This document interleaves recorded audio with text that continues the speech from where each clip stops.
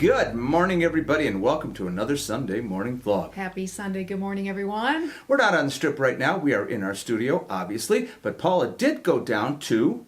I went downtown to the fabulous new Circa. First time. First trip down to Circa since they opened at the end of December, and really excited to tour it a little bit and continue our breakfast series. Yeah, and I've already seen, this is Friday, and I've already seen the footage, and it's looking pretty good. I have not seen the edit, so I'm excited to see what Dale has done with all my footage. So I think this is going to be episode 3 of the breakfast series, and I think probably the last one for right now, right? Yeah, we may resurrect this a little later, but we're just going to do 3 for now. Wanted to end with a bang, so we'll be down at Circa, and then we're having breakfast at a fabulous Delicatessen. All right, this adventure starts right now. The days are slowly getting longer, and if you want to catch a spectacular Las Vegas sunrise like this one, you need to be out early. We are headed to downtown Las Vegas this morning for a long overdue visit to the fabulous new Circa Resort. Check it out. It absolutely dominates the view on Main Street. This is the tallest building on Fremont and the first new hotel casino built here in 40 years. But even before we get there, we have to talk about Garage Mahal. Directly across the street from Circa, it is the brightest, cleanest parking garage we have ever been in. It's sandwiched on 2 acres between the plaza and Main Street Station with 9 floors and almost 1,000 parking spaces.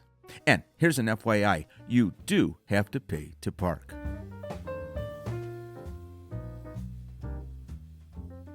Accessible from the 2nd floor is this cool pedestrian sky bridge across Main Street.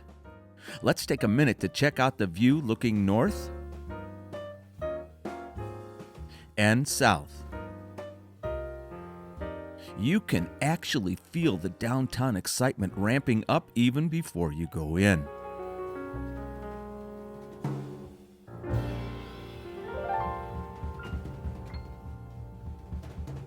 All right, before we go exploring, let's take a quick look at Circa from the outside, the Fremont Street experience. Even at 7 a.m., the fabulous canopy and music selections are setting the mood and making us really, really glad to be here. Circa's address is 8 Fremont Street, right at the corner of Main. It is in the spot that the Las Vegas Club, Mermaids, and Glitter Gulch used to occupy. Circa is owned by Detroit natives and brothers Derek and Greg Stevens, who also own the Golden Gate and the D. Construction began 2 years ago in February 2019, and the casino opened in October 2020. The hotel in December. Pretty amazing turnaround considering all that 2020 has handed us. Circa's outdoor bar, running almost the length of the building, is the longest outdoor bar on the entire Fremont Street experience.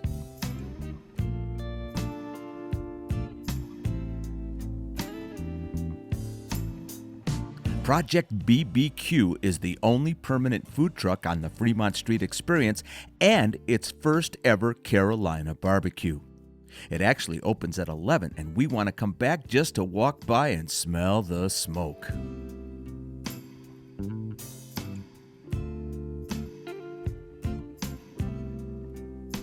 Circa occupies a tiny 2.78 acres, but with 35 floors, it can pack in 512 guest rooms and a whole lot more. This is the hotel lobby.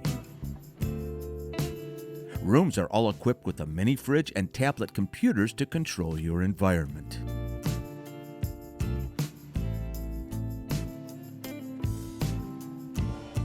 Now, if you've been watching this little series, you know we just love to put in a few clips of the staff making everything perfect for the day.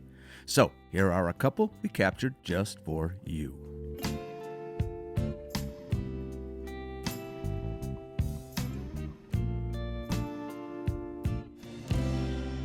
Circa's casino is a total of 7,000 square feet on 2 levels.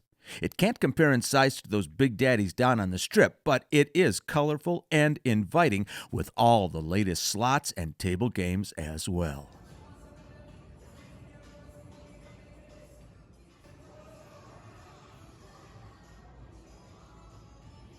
This lady certainly commands all the attention on the main floor of Circa, and in case you haven't met her, this is Vegas Vickie.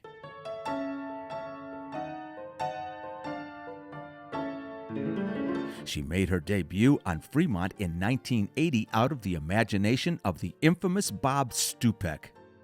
She's 25 feet tall and originally resided right near here over Glitter Gulch and Sassy Sally's. In 2016, she was acquired by the Stevens brothers, and since then, she's had a fabulous makeover. Now she resides over her own namesake bar right here in Circa's lobby. Vegas Vickie's has an elegant mid-century design, retro lighting, and vintage cocktails. This is a terrific spot for a mid-afternoon pour. Now this, the Mega Bar, is just inside the doors when you enter from Fremont Street Experience. It is the longest indoor bar in Nevada at a whopping 165 feet. It actually tops the long bar over at the D, which used to hold that title. There are 120 beer taps, 53 video games, and it's open 24/7. How could anyone ask for anything more? If you've heard any hype about Circa since it opened, you will know about this place, the 3-story stadium-style sportsbook, the biggest in Las Vegas. You can seat 1,000 people in here. I'll tell you what, I wish we'd have been here just a few days ago during the Super Bowl. This massive set of HD TV screens costs $20 million and takes 10 people to operate it. Derek Stevens always intended Circa to be the center of sports wagering in downtown Las Vegas, and it's on its way to making that a reality. There are 3 Circa Sports locations now, including the Golden Gate and the D, and online wagering as well.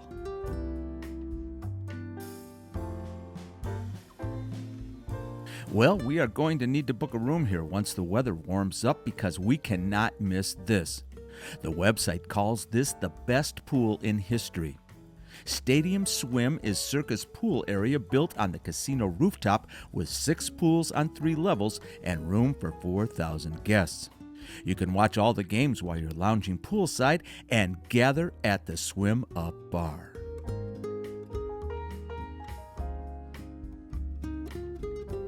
Here on the second level is a bit of shopping, in case you need a souvenir. A new shirt, a bathing suit, or anything else you can't live without.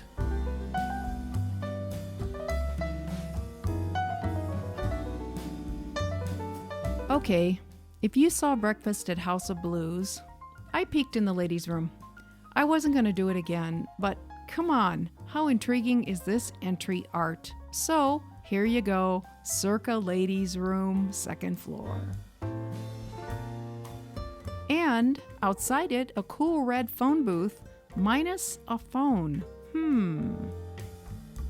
One more attraction on the 2nd floor that you cannot miss, this incredible gallery of Lego art.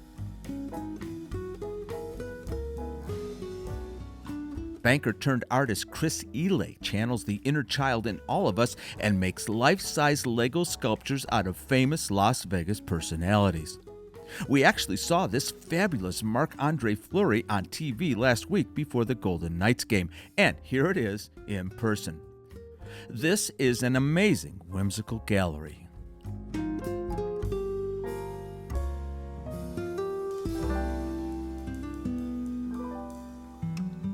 Let's take a quick look at Circa's food offerings before we grab our own breakfast.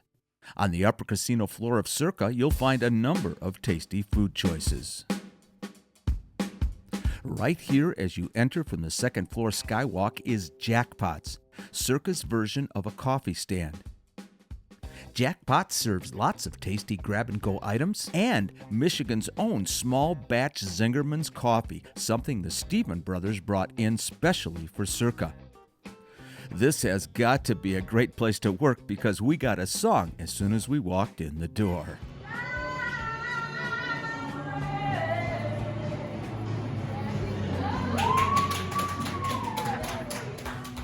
Victory Burger is just to the left of the sportsbook. It's the ultimate sports restaurant with burgers, wings, and appetizers. And of course, a huge selection of brews on tap.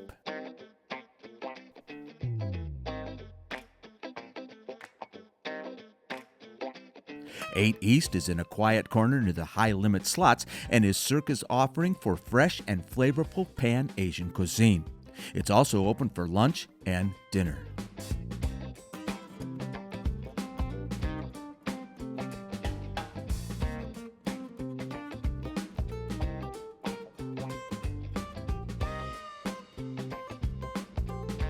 Barry's Downtown Prime is on the lower level of the property and is the largest restaurant at Circa.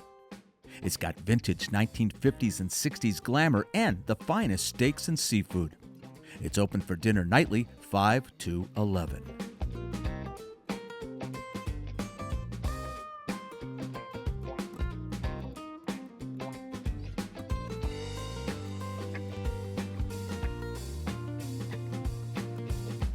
Check out this place. It's Saginaw's Delicatessen, founded by the legendary sandwich shop icon, Paul Saginaw. We absolutely love the decor in here, and it's a huge space.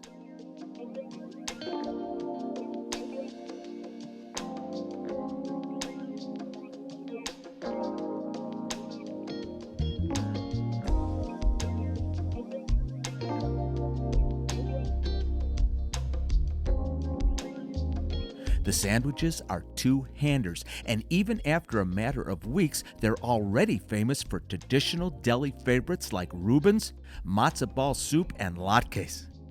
But today, we're in search of breakfast, and the security guard who greeted us at the Garage Mahal Skywalk said this is the place to be for breakfast. It's a 24-hour operation and no reservations are needed, so grab a menu, we're going in.